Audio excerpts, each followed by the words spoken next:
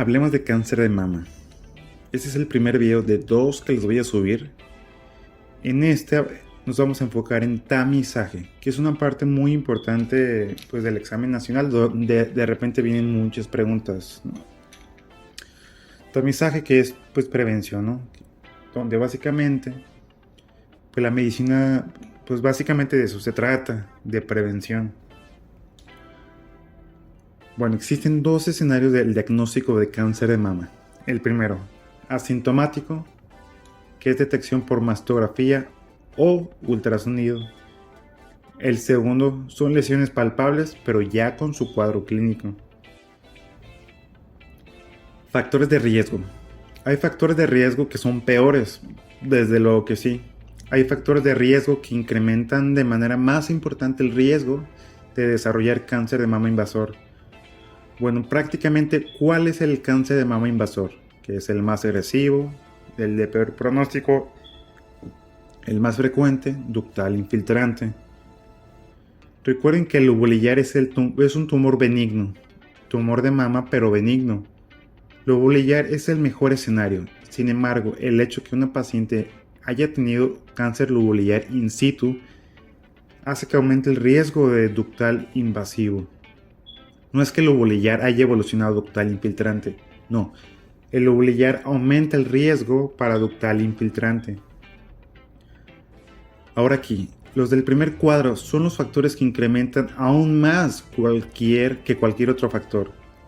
Es importante definir cuál es la población con riesgo bajo de cáncer de mama, que en sí ninguna lo es, porque el simple hecho de ser mujer, ya por eso corres el riesgo de desarrollarlo. Pero podemos definir como riesgo bajo a las que ya tienen mastectomía, así de simple. Por eso, si se fijan en el contexto de cáncer de mama, tenemos los pacientes con un riesgo promedio o media, o los pacientes con riesgo alto o muy alto. Y aquellas pacientes que han tenido alteraciones en un gen supresor del tumor, como lo son el BRCA1 o el BRCA2, que cuando hay alteraciones en este se incrementa por mucho las probabilidades de los cánceres, y en este contexto donde por el simple hecho de ser mujer tienes probabilidades de desarrollarlo, por eso se asocia a cáncer de mama o incluso de ovario. Entonces imagínense 3 generaciones, todas las pacientes con alteraciones, pues hazle mastectomía, como fue el caso muy sonado de Angelina Jolie, donde se presume que lo tuvo la abuela, que lo tuvo la madre, y esto le daba un gran riesgo a esta actriz, por lo que supuestamente se hizo mastectomía, dándole ahora pues un riesgo bajo de cáncer de mama. Así que pues simplemente por el hecho de ser mujer les otorga un riesgo promedio. Ahora, punto importante aclarar, la edad de tamizaje. Sabemos que toda mujer de entrada, por el simple hecho de serlo, tiene que realizarse tamizaje a cierta edad. Aclarando que no todos los factores de riesgo van a modificarme la edad de tamizaje. Hay ciertos escenarios donde sí se va a iniciar a más temprana edad, que ahorita lo vamos a ver. Hay factores que desde luego elevan la probabilidad, como nuliparidad, primer embarazo de término después de los 35 años, ausencia de lactancia, menarca a temprana edad, pero no me modifican la edad de tamizaje, solo se les recomienda un estilo de vida saludable. Bueno, por otro lado pregunto, ¿cuál es la edad en la que se esperaría que se presente más frecuentemente el cáncer de mama?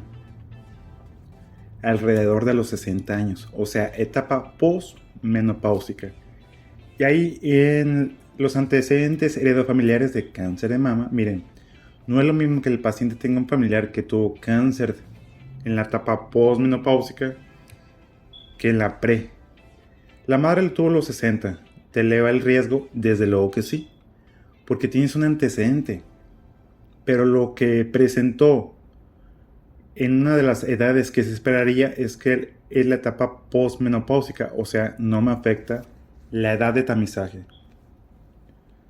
Ahora, ¿qué tal si la madre lo tuvo en una etapa donde no se esperaría que se presentara como lo es en pacientes premenopáusicas? Aquí sí me va a modificar la edad.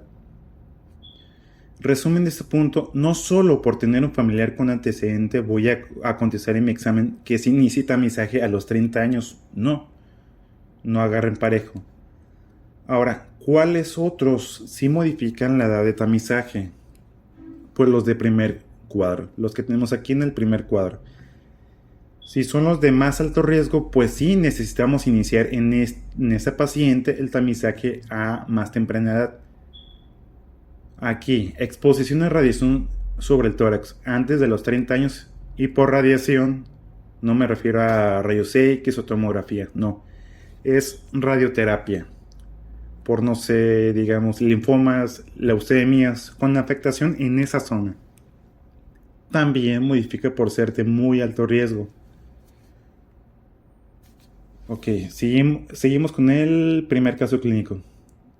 Tomen su tiempo para contestar, si gustan pueden pausar el video. Ok, ¿qué es el examen clínico de la mama? Es un examen realizado por un personal de la salud, no por su novio, no por su compañero de oficina, sí, por el IR de contabilidad. No, es la autoexploración, no es autoexploración ni tampoco tamizaje. La edad de inicio recomendada para el examen clínico de la mama es a partir de los 20 años, y esa es la respuesta correcta. La norma oficial mexicana contra la GPC. Hay dos recomendaciones, la norma, que depende del gobierno, y la otra como la GPC de un colegio médico, las cuales tienen algunas diferencias, pero aún así con fundamentos muy válidos. Pero para fines del ENARA, pues obviamente pues vamos a hacerle caso a la GPC. Pero lo correcto es entender el porqué de las recomendaciones de cada una. La norma dice, por ejemplo, autoexploración a partir de los 20 años. Y es justo lo mismo que en la GPC. Ok. Autoexploración es que la paciente busque desde su casa de manera intencionada estas lesiones. No es tamizaje. ¿Por qué? Porque si bien puede detectarse lesiones benignas, pero si fuese ya una lesión maligna ya palpable, pues ya ser una etapa localmente avanzada, eso ya no sería tamizaje. Y luego, exploración clínica y mastografía. De estas tres, la mastografía es la base del tamizaje, porque es lo único que es capaz de detectarlo antes de dar manifestaciones. Para la norma oficial mexicana es importante realizar cada 2 años, desde los 40 a los 69 años, la mastografía, porque ellos argumentan que suele haber mucho sobrediagnóstico y el hecho de que algunas lesiones que pudieran aparentar ser malignas, al menos por estudio imaginológico, pero que en realidad no lo son, y el estrés que puede someter a la paciente. Pero entonces, ¿por qué tomamos en cuenta los criterios de la GPC? Además de que ellos, pues sí, son los que hacen el examen nacional. Pues porque existe algo que se llama cánceres de intervalo, donde hay estudios que nos hablan que puede haber un 5% o incluso en otros estudios un porcentaje más alto. Por ejemplo, un paciente de 40 años le hace su mastografía y le dice, pues sabes que tienes un BRAF 4, ¿sí? Pasan 2 años y a los 42, ¿sabes qué? Ya tienes un BRAF 5. Te va a decir la paciente, pues ¿cómo puedes? Si hace 2 años me dijeron que todo estaba bien. Pues esos serían cánceres de intervalo, que pueden aparecer en ese lapso entre tamizaje a tamizaje. Por eso, por ese 5% o más se decide, ¿sabes qué? No, mejor cada año. Si el objetivo es prevenir lo más posible, lo estamos dejando, así que pues, por eso es la recomendación. Así que aquí con la GPC las recomendaciones son, por ahí alguien decía, depende del sapo la pedrada. De entrada cada año a partir de los 40 años. Pero hay escenarios donde tendría que hacerlo antes, y esos son los de muy alto riesgo. Y bueno, la mastografía es la única modalidad de detección que me disminuye la mortalidad. En riesgo promedio, de manera anual, si son asintomáticas, de los 40 a los 49 años. También asintomáticas, pero de 50 a 74 años, cada año o hasta cada 2 años. Más de 74 años, tal vez cada año o hasta cada 2 años, claro, si tienen buena salud. Y ojo, algunos se van con la finta por el simple hecho de ver a una paciente con un familiar de primer grado ya afectado, considerarían iniciar tamizaje a los 30, pero no. Y veamos esta parte de la GPC. Indicaciones de mastografía. Tamizaje, sí. Debe cumplir con que no sean sintomáticas. Si fuese así, pues ya no es tamizaje. Veamos, a partir de los 40 años, asintomáticas y de riesgo promedio de manera anual. Asintomáticos de 50 a 74 años realizar mastografía cada año o hasta 2. Y aquí, ¿de qué depende? Si el paciente tuvo un familiar afectado de primer grado, no sé, la mamá los presentó a los 60 y que, no sé, sedentaria, que tiene obesidad. Y en este escenario, en esta paciente a los 50 años sería una buena idea espaciar el tamizaje. Si tiene un riesgo mayor, pues no. Ahora un paciente que no tiene ningún antecedente de cáncer, que tuvo hijos, que dio lactancia, ¿sí? Que son protectores para cáncer de mama, que hace deporte, que pues en ella sí sería buena idea espaciarlo cada 2 años. Por eso son importantes los factores de riesgo. Ahora, ojo aquí. Mujeres con riesgo alto de cáncer de mama realizar anualmente a partir de los 30 años, pero no antes de los 25. Por eso hay que seguir este orden. Primero, mastografía. Segundo, ultrasonido. Y tercero, pues ya una resonancia magnética. Y de la mastografía, la única condición es no hacerla en menores de 25 años. Por ejemplo, una paciente de 23 años a la cual le necesito hacer tamizaje. Ahorita les explico por qué. Pues entonces, ¿qué tamizajería? Pues me voy con el ultrasonido. Aclaro, si por alguna razón, por ejemplo, en el examen se le antojó, en el examen nacional, se le antojó nomás porque sí, poner únicamente resonancia en las respuestas, pues ni modo, me voy con esa, contesto resonancia, sí, que es el número 3, ¿sí? La mejor respuesta para el examen. Pero ¿en quiénes? ¿En quiénes? Es a partir de los 30. Si se tiene la certeza de mutación BRCA1 o 2, o aquellas que no se han realizado la prueba y tienen familiares de primer grado afectadas. Afectadas con cáncer de mama, no. Afectadas con la mutación. ¿Sí? O sea, y con este punto de las mutaciones, o sea, miren, llega la paciente, les dice, ¿sabe qué, doc? Mi hermano fue a Salud Digna y se hizo el estudio genético del BRCA1 porque, no sé, estaba en promoción y salió afectada. Yo no me la hice porque ya no estaba en oferta, pero pues estoy preocupada, ¿qué hay que hacer? Entonces, si la hermana lo tiene, consideramos que la otra paciente también lo tiene. Eso es lo que nos trata de explicar esta parte de la GPC. Si la mamá tiene el estudio y la hija no, pues consideramos que también lo tiene. O la hermana, qué sé yo. Considerar que también lo tiene sería la mejor estrategia. Así que en ella vamos a empezar el tamizaje antes. ¿Pero por qué? Porque son los que tienen mayor riesgo. En ellos a los 30 años. Inicio a los 30. Mujeres. Pero vean este escenario, mujeres con hermanas o madres con cáncer de mama premenopáusicos. O sea, no en aquellas en las que su madrecita santa los presentó a los 60 años. No, en aquellas en las de 65 años. Tampoco en aquellas preguntas que a veces resultan muy elaboradas, como por ejemplo, madre que presentó menopausia a los 45 años y tuvo cáncer de mama a los 45 o a los 48 años. ¿Sí? Es premenopáusico. Realizar anualmente a partir de los 30 años, pero no antes de los 25 años o 10 años antes del diagnóstico del familiar afectado, más joven. Ojo, o lo que resulte más tardío. La mamá presentó cáncer de mama a los 45. ¿A qué edad debo empezar tamizaje en su hija? Aquí tomamos 45 como premenopausia, ok. Entonces 30 Y aquí 45 menos 10 nos da 35. ¿Qué resulta más tardío? Pues 35. Ahí está. Eso contesto. ¿Qué pasa, por ejemplo, si la madre lo presentó a los 35 años? Hagamos lo mismo. 35 menos 10, 25 años. ¿Qué resulta más tardío? Pues a los 30, ¿verdad? Entonces, no hay que olvidar en este punto de la GPC que solamente en los familiares que lo hayan presentado en la etapa premenopáusica, así como también lo que resulte más tardío.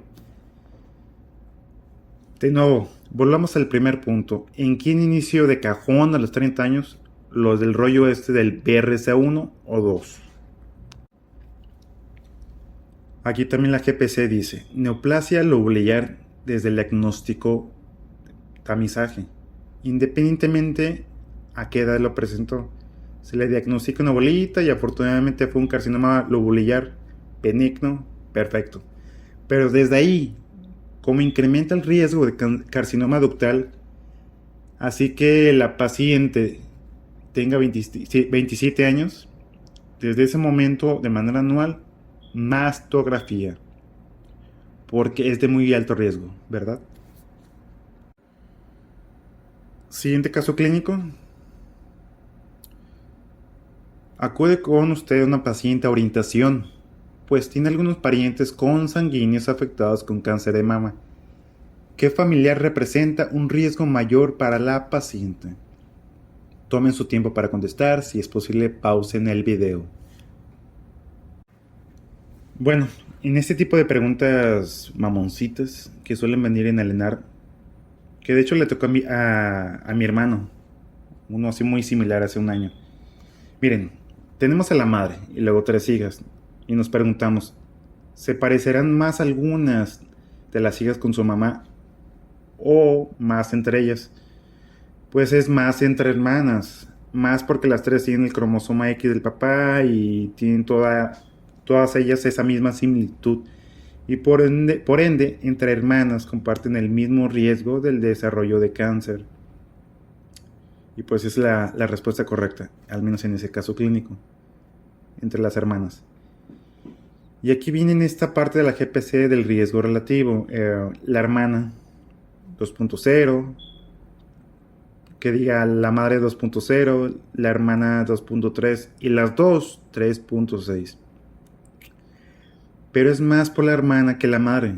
Y es que en cuanto a las alteraciones genéticas del BRCA1 o 2, vemos que esto nos brinca inclusive así generaciones una tras otra y podemos ver las 3 generaciones de manera las 3 generaciones afectadas por el cáncer de mama, por el BRCA1 o el 2, y este es un método de herencia que se asocia a transmisión autosómica dominante.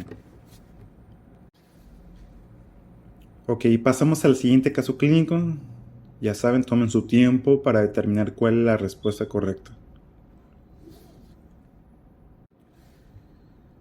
Bueno, aquí una mujer lleva a su hija y nos dice, mire doc, a mí me diagnosticaron cáncer de mama a los 35 años.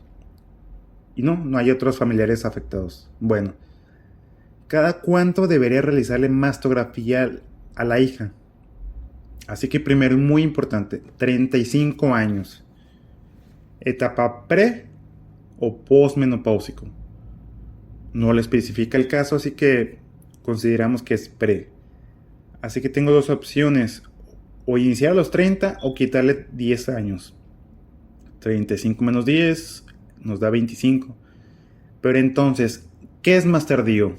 Pues en este caso es a los 30 años. Otro caso clínico.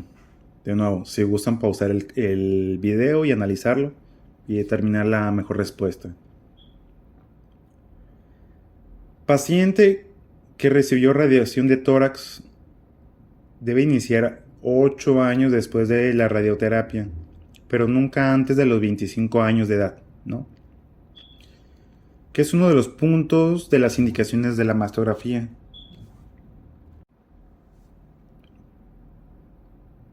¿Por qué no se recomienda en esta edad?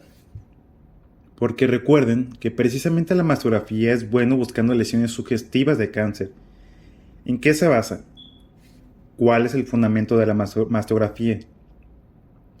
En que estas células inmortales están en una replicación mayor, ¿no? Tiene mayor energía. Pero también esto implica que tiene más desechos, por así decirlo de una manera. Y lo que se busca es eso, los desechos que van dejando estas células. Por eso las calcificaciones lineales son más sugestivas de malignidad. Pues un BRAF 5 incluso un BRAF 5 puede ser. Que aquellas lesiones que son así circulares, hagan de cuenta todas esas lesiones que tienen un halo radiolúcido, o sea que tiene aquí blanco y alrededor negro. Acuérdense que lo radiolúcido es negro y lo radiopaco es blanco. Y luego, imagínense que van dejando estas calcificaciones. Si es como una estela de la célula cancerígena. Este es el fundamento de la mastografía. Busca estas lesiones calcificadas que van dejando estas lesiones calcificadas de los residuos que dejaron esas células que adquirieron esta capacidad de ser inmortales. Entre más atípicas o feas, digamos, tampoco pueden ser buenas. Las que tienen picos, o sea, espiculadas, pleomorfas, o sea, tampoco sé qué forma son esas calificaciones. Realmente las mastografías siguen el patrón de los radares, tipo como los de esta cuestión militar. De verdad, ¿eh? No es como que ahorita me la esté fumando. Sí, van viendo en la pantalla un punto que se va moviendo, o sea, en el radar. Sabemos que ahí hay algo, pero no sé con certeza qué es, ¿ok? Pues hay que buscarlo y para eso le pides una biopsia. Le haces biopsia y te dirá qué es. Por otro lado, si veo ahí un lóbulo calcificado o una lesión quística, ¿esto puede ser bueno? Sí, puede ser un quiste o un fibroadenoma. Por eso no es el hecho de que la mama tenga o no lesiones, sino que qué tipo de características tiene esa lesión para asociarlas a que tengan o no malignidad. El punto es que antes de los 25 años no ayuda mucho, precisamente porque es la edad en la que se tienen las mamas más densas y hay mayor incidencia de desarrollar enfermedad fibroquística de la mama. Entonces, si tengo que hacer algo antes de los 25 años, ¿en qué quedamos que tengo que hacer? ¿Qué es lo que tengo que hacer? Ultrasonido. Que precisamente cuando investigamos sobre lesiones quísticas, el ultrasonido es el que tiene mayor sensibilidad para poder identificar quistes. Porque, ¿qué es lo que me interesa ver de un quiste? Pues ver qué tiene adentro, ¿no? Ok, es un quiste. Vemos una lesión redonda con agüita adentro, ¿va? O sea, es un quiste.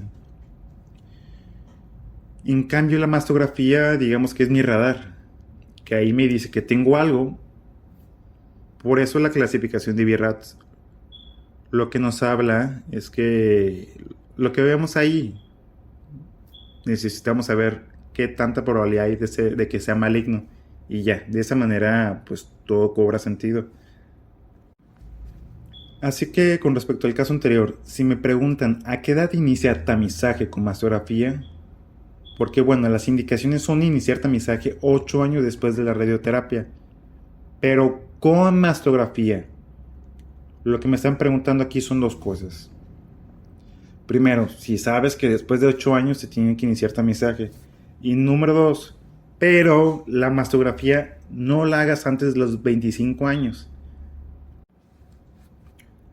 Así que aquí la respuesta correcta es a los 25 años. ¿Aquí seguimos la regla de los 30 años o más tardío? No. Aquí es textual, 8 años después de haber recibido radioterapia. Pero claro, me están preguntando por la mastografía. Contesto mastografía. Y ya para acabar tamizaje, que es una parte importante de cáncer de mama en el enano. Punto número 1. En general a los 40 años, de manera anual. Punto número 2. Pacientes con alteraciones BRCA1 o 2 a los 30 años. Pacientes con familiares de primer grado en etapa premenopáusica, 10 años antes o a los 30 años o lo que resulte más tardío. Punto número 4. Pacientes que hayan recibido radiación en etapas tempranas de la vida, o sea, 10 a 30 años, a los 8 años, ¿sí? Después de haber recibido radioterapia. Punto número 5. Y como regla general, no se recomienda la mastografía en menores de 25 años. Así que recordando esos puntos, no hay por qué fallar en el examen nacional. O quizás pues en tu examen de la facultad. Siguiente caso clínico. Ya saben, analicen el caso. Si así lo prefieren, pausen el video. Bien, 70 años, ¿sí? Acude para seguimiento de cáncer de mama. Menarca a los 12, menopausia a los 49. Cáncer de mama diagnosticado hace 15 años. ¿A qué edad tuvo cáncer de mama esta señora? A los 55 años. Pero a ver, ¿qué es lo que me importa aquí? Si fue pre o postmenopáusica.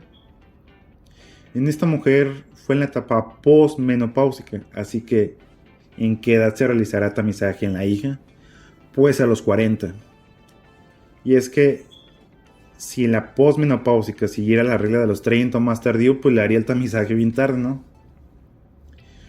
Imagínense, una paciente que lo presentó a los 65 y dice la regla 30 años o lo que resulte más tardío, que en este ejemplo el caso clínico serían 55, o sea, a la hija le harían hasta los 55, pues no. Ella debió haber empezado a los 40, etapa premenopáusica, si me afecta la edad de inicio. Recordemos. Y ya, para finalizar este video, una serie de preguntas de esas directas, ¿no? Que o te las sabes o no te las sabes, de esas chingaquedito. Pregunta número 1. ¿Cuál es el cáncer de la mujer con mayor mortalidad en México? Respuesta correcta, cáncer de mama. Pregunta número 2. Mujer solicita asesoramiento sobre cáncer de mama. Ella practica natación varias veces a la semana. Sana, muy fitness ella, ¿no? ¿Cuál es el porcentaje de disminución de riesgo de cáncer de mama en esta paciente comparado con las mujeres que pues a lo mejor son sedentarias? Respuesta correcta, 30 a 40%. Siguiente pregunta, ¿cuál es el porcentaje de riesgo de cáncer de mama que aumenta cada 10 gramos de alcohol consumido diariamente? Respuesta correcta, 7%. ¿Cuál es el segundo cáncer en la mujer más frecuente en México? Cáncer de cervix. Siguiente pregunta, ¿cuál es el número de parejas sexuales que se asocia a un aumento del riesgo de presentar cáncer del cuello uterino? Respuesta correcta, mayor a 6. Y ya, fue todo